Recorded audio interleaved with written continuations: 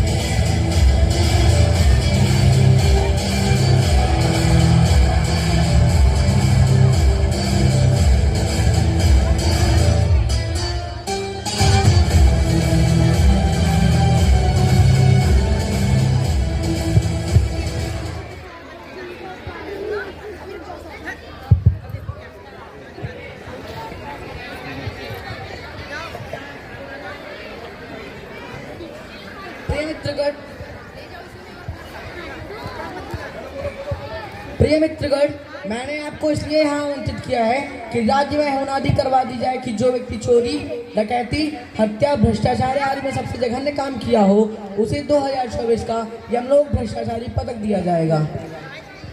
ठीक है हुजूर, जो आज्ञा। सुनिए सुनिए सुनिए, गौर से सुनिए। हाँ तो मेरे बेईमान एवं भ्रष्टाचारी भाइयों, आप लोगों के लिए एक सुनहरा अवसर हमारे राजा ने प्रदान किया है जिसमें जात तथा उम्र का कोई बंधन नहीं है। इसलिए जल्दी करें, कहीं ऐसा न हो कि सारी योग्यताएं रखने के बावजूद भी आप इस अवसर से चूक जाएं, अतः जल्दी करें। मंत्री जी, अब तक कितने लोगों का ऑनलाइन आवेदन आ चुका है? सरकार, ऑनलाइन आवेदनों की संख्या तो लाखों तक है, लग रहा है करोड़ों तक चली जाएगी। ओह, तब तो सबसे बड़े बेईमान का पता लगाना बड़ा मुश्किल हो जाएगा। इसके लिए स्क्रीनिंग कमेटी गठित करनी पड़ेगी। नहीं, आप चिंता ना करें हुजूर, इनमें से बड़े बड़े बेईमानों की सूची गुणांक के आधार पर तैयार कर लिया गया है। अब बस उन्हें इंटरव्यू के लिए बुलाना है।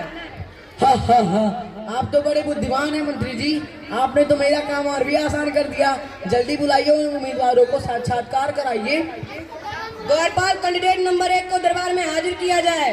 कैंडिडेट नंबर 1 हाजिर हो। आपका परिचय?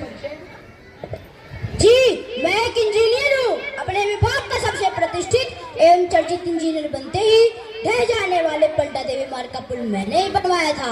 सीमेंट की जगह राख तथा बालू का प्रयोग करके सुंदर इमारतें बनवाने में मैं माहिर हूँ। मेरी बनाई इमारतें मुझे देखकर कहती हैं, कच्ची दीवार हो, ठोकर ना लगाना मुझको।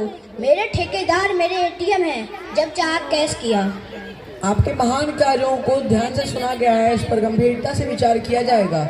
जाइए और परिणाम की प्रतीक्षा कीजिए। बाप रे बाप, इस पृथ्वी पर तो सचमुच बड़े बड़े बेईमान हैं। द्वारपाल, अगले कैंडिडेट को दरबार में हाजिर किया जाए। कैंडिडेट नंबर 2 हाजिर हो। आपका परिचय? इस आले को देखकर भी मुझे नहीं पहचान पाए? आला लड़का कर क्या कोई सब्जी बेचता है? हाँ, डॉक्टर हूँ मैं।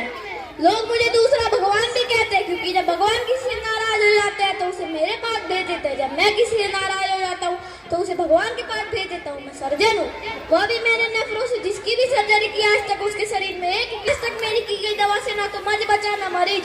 अब मेरी अभिलाषा की भ्रष्टाचार पदक मुझे प्राप्त हो। ठीक है डॉक्टर साहब, आपके महान कार्यों से अवगत हुआ। इस पर गंभीरता से विचार किया जाएगा। जाइए और परिणाम की प्रतीक्षा कीजिए। बाप रे बाप, पृथ्वी पर ऐसे भी मानव है जो पैसे के लिए इतने हद तक गिर जाते हैं। छी छी छी। कैंडिडेट नंबर 3 हाजिर। आपकी तारीफ? हाँ तो करिए ना मेरी तारीफ। मतलब आपका परिचय? मुझे परिचय देने की कोई आवश्यकता नहीं है। मेरे में कुर्ता और पैजामा देकर मुझे हर कोई पहचान जाता है और नेताजी कहकर प्रणाम करता है। मैंने जीजीएमपी की डिग्री अपने स्कूल का प्राप्त किया है। जीजीएमपी का मतलब जानते हो? जीजीएमपी का मतलब घीच घाच मिडिल पास। मैंने झूठ बोलने वाले ट्रेड से बीटेक किया है, इसलिए आईएएस तथा आईपीएस जी सर कहकर सलाम ठोकते हैं। मैं चुनाव जीतने के विस्फोट, गुंडाई, बदमाशी, जुआ, हत्यारे जैसे कई कल्याणकारी उद्योग लागू करवा दिया। मैंने इसी कारनामों पर देखते हुए कई पत्रकारों वालों ने मेरे ही पैसे पर मुझ पर कई किताबें लिखी है। इसलिए महाराज 2024 का स्वर्ण पदक मुझे ही मिले। आपके गौरवपूर्ण कारनामे से अवगत हुआ। इस पर गंभीरता से विचार किया जाएगा। जाइए और परिणाम की प्रतीक्षा कीजिए। बाप रे बाप, बड़ा खतरनाक नेता था। मंत्री जी, अगले कैंडिडेट को बुलाया जाए। द्वारपाल, कैंडिडेट नंबर 4 को दरबार में हाजिर किया जाए। कैंडिडेट नंबर 4 हाजिर हो। आपका परिचय? जी, मैं एक व्यापारी हूँ। ये मेरा दुर्भाग्य कि मैं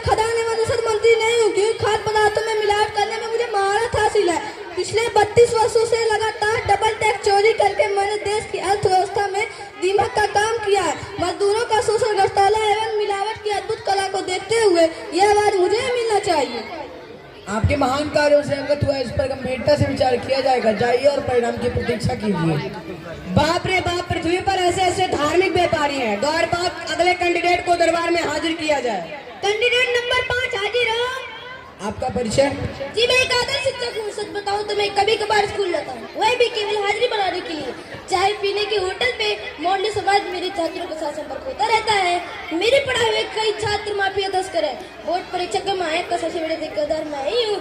मेरे प्रयास से बोर्ड परीक्षा के रिजल्ट बनाना है, इसलिए पदपाने का पात्र मैं ही।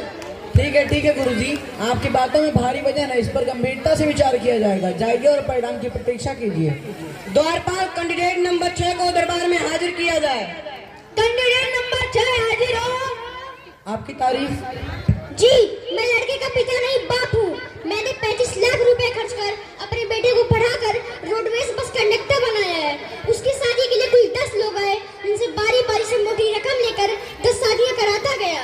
शादी के बाद नवविवाहितों की सर की सैर कराता चला गया। अभी भी दहेज लेने के लिए शादी के विज्ञापन का सिलसिला जारी रखे हैं। इस तरह अनेक घरों को झूठ व फरेब से अपने विश्वास में लेकर विश्वास, दया व मर्यादा सत्य को रोलर से कुचलने का काम किया है। महाराज, मुझे नहीं लगता कि समाज में इससे भी गंदा और घटिया काम कोई किया होगा, इसलिए यह पूरा पुरस्कार मुझे ही मिलना चाहिए। बाप रे बाप, दहेज के कारण पृथ्वी पर कितनी औरतें जलाई जा रही हैं। थोड़ी देर बाद धर्मराज द्वारा विजयी भ्रष्टाचारी का नाम घोषित किया जाएगा। मेरे सम्मानित मंत्रियों, आज यहाँ से जितने भी समाज के ठेकेदार गुजरे, उनमें से 2024 का यमलोक भ्रष्टाचारी पदक लड़के के बाप को दिया जाता है, क्योंकि ना जाने इसने दहेज के नाम पर कितनी बेटियों के बाप का खून चूसा होगा, उन्हें घर, खेत, गहने आदि बेचने पर मजबूर किया होगा। मेरे विचार से इससे गंदा और घृणित काम कुछ हो ही नहीं सकता, इसलिए पद पाने का हकदार लड़की का बाप ही है। जबकि संतावना पुरस्कार गुरुजी को दिया जाता है, जो स्कूल ना जाकर मौज मस्ती करते हैं और बोर्ड परीक्षा के महायज्ञ में अपनी अहम भूमिका निभाते हैं। मैं गुरुजी से यह आग्रह करूंगा कि 2025 का पदक पाने के लिए और भी मेहनत करें।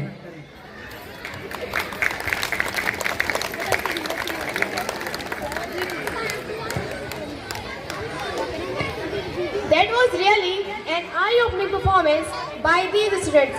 एक बार जोरदार तालियां हो जाएं इन बच्चों के लिए।